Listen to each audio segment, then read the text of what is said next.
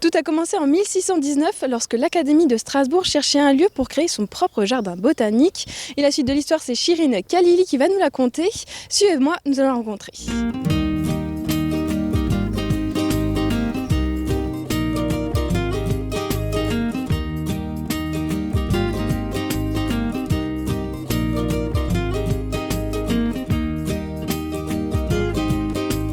Bonjour Chirine Khalili, vous êtes en charge de la médiation scientifique.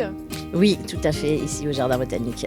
Alors le jardin fête cette année ses 400 ans. Dans quel but est-ce qu'il a été créé à l'origine ? À l'origine, le Jardin botanique de Strasbourg a été créé comme support d'enseignement et de recherche, donc il a toujours été attaché à l'Université de Strasbourg. Donc, il a traversé de nombreuses époques depuis 1916. Il a notamment été un lieu de sépulture. Comment est-ce qu'il a évolué au fur et à mesure de l'histoire ? Tout départ donc en 1619 quand il a été créé dans son emplacement qui est aujourd'hui le jardin de l'Académie qui se trouve à l'école des arts décoratifs. Il a été fait pour être un support d'enseignement de la pharmacie et de la médecine. Ensuite, à la guerre de 1870, il a été transformé en cimetière, puis déménagé avec la nouvelle université créée par l'Empire allemand, ici sur son site actuel, donc qui date de 1870, et les plantations datent de cette époque-là. Alors, c'est un jardin universitaire, mais il a de nombreuses missions. Est-ce que vous pouvez m'en parler ? Oui, c'est-à-dire première mission enseignement, c'est un support d'enseignement pour nos étudiants aujourd'hui en biologie. Donc tous les étudiants qui s'inscrivent en licence de biologie, à un moment donné de leur parcours, vont au jardin botanique, visitent le jardin botanique et travaillent sur le matériel végétal qui est issu du jardin pour les TP.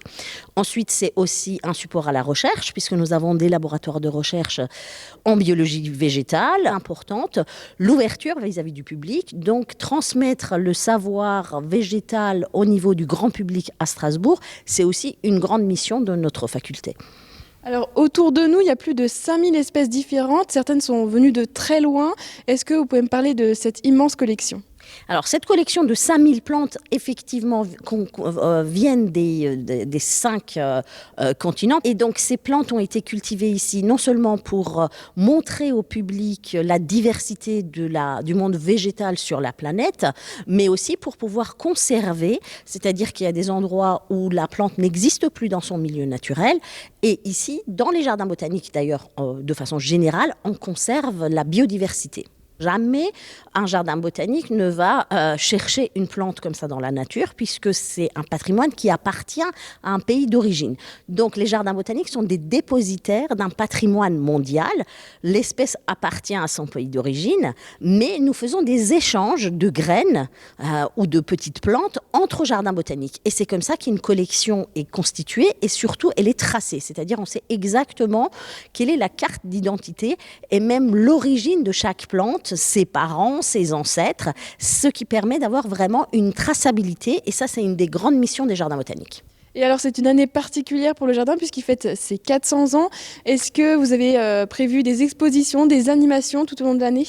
Tout à fait. Donc, c'est vraiment exceptionnel qu'on puisse avoir un chiffre rond comme ça, 400 ans d'un jardin botanique. Donc, cette année exceptionnelle, nous avons mis en place beaucoup de visites, beaucoup de circuits. Nous avons aussi des parcours auto-guidés où le public peut se promener dans le jardin, avoir des parcours arts et sciences. Par exemple, nous avons l'arbre et mythe cette année. Donc, on a fait un travail avec des artistes pour pouvoir parler de mythologie et d'arbres. Et donc, chaque arbre sélectionné a été peint et mis en valeur par l'artiste. Et en même temps, dans le circuit, avec un catalogue, on raconte l'histoire liée au mythe de cet arbre-là. Et il y a un autre parcours art et sciences aussi, qui est un parcours en fait sur les bâtiments, les serres.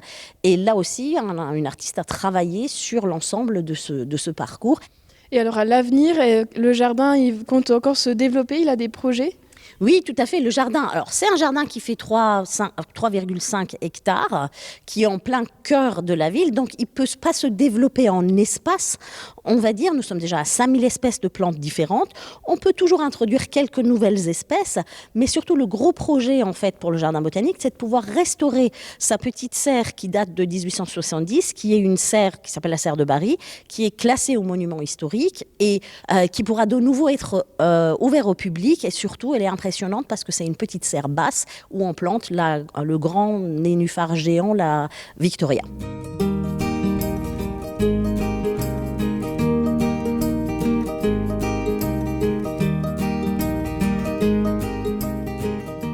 Vous êtes jardinier sur ce lieu depuis 30 ans. Qu'est-ce que vous êtes en train de faire? Alors actuellement, là, je suis en train de récolter les graines. Donc là, on est sur une plante qu'on appelle le sarrasin. Je vais la récolter pour pouvoir, d'une part, la ressemer l'année prochaine, puisqu'on veut remontrer la plante au public pour l'année prochaine. Et d'un autre côté, c'est ensuite pour les garder au frigo, pour pouvoir ensuite les proposer à l'index Seminum, donc à notre catalogue de graines. Alors il y a beaucoup de plantes autour de nous. C'est un lourd travail de s'occuper de toutes ces plantes. Qu'est-ce que vous faites au quotidien pour vous en occuper? Ah bah là, il y a beaucoup de choses, hein. C'est en fonction des saisons aussi. Vous voyez, là, on est déjà en été. Alors pour le sarrasin, on peut déjà commencer à récolter. D'autres plantes, elles sont encore en pleine végétation. Pour les plantes qui vont être récoltées, soit elles sont taillées ou alors elles sont carrément arrachées si c'est des annuelles. Ça, c'est pour les travaux actuellement. On a bien sûr un suivi des espèces, hein. Il faut aussi arroser, hein, vu surtout les températures que nous avons actuellement, hein, et puis la sécheresse qui est en train de démarrer. J'espère qu'elle ne va pas continuer comme ça. Et chaque espèce a sa propre spécificité. Est-ce que vous avez des exemples comment s'occuper de chaque espèce? Alors, bien sûr, on a à peu près 6000 espèces ici au jardin. Toutes n'ont pas une culture vraiment différente. Nous sommes dans la parcelle des plantes utiles, où on a beaucoup d'annuelles, de plantes annuelles ou de bisannuelles, des plantes vivaces, très peu d'arbustes par exemple. Donc pour les annuelles, c'est un travail beaucoup plus important, puisqu'il faut chaque année, donc d'une part récolter les graines, les stocker, les garder durant l'hiver, les ressemer au printemps, soit on les sème sur place, et après il y a aussi le travail du sol à faire, un petit travail du sol avant la plantation. Il y a des espèces aussi qui viennent de très loin. Comment est-ce qu'elles s'adaptent ici? Après nous, on fait quand même un travail de sélection au départ, hein. On ne va pas planter maintenant un baobab ici au milieu du jardin botanique en pleine terre ici, c'est pas possible. Donc on va sélectionner les plantes en fonction. Alors bien sûr, on aura bien sûr des plantes tropicales qu'on va mettre dans la serre tropicale. Et ici à l'extérieur, alors là, ça sera effectivement le grand point important, c'est le gel. Et alors le jardin, il vit, comment est-ce qu'il a évolué au fur et à mesure des années, puisque vous êtes là depuis assez longtemps? Alors moi j'ai commencé il y a plus de 30 ans. C'était par exemple la parcelle que nous avons ici existait déjà, mais on a évolué en changeant le design, on va dire, ou l'esthétique de la parcelle, et on a un petit peu apporté d'autres plantes, on va dire. Alors autrement, bien sûr, les arbres ont pas mal poussé, beaucoup d'arbustes ont poussé, et il y a des arbres ou des arbustes moi-même que j'ai plantés il y a 30 ans et qui ont maintenant plusieurs mètres de haut, hein. Donc ça c'est sûr. Ça fait une évolution effectivement certain, rien qu'au niveau du paysage en regardant autour de moi. Eh bien merci beaucoup, je vais vous laisser continuer à récolter ces graines. Merci à vous. Merci. Au revoir.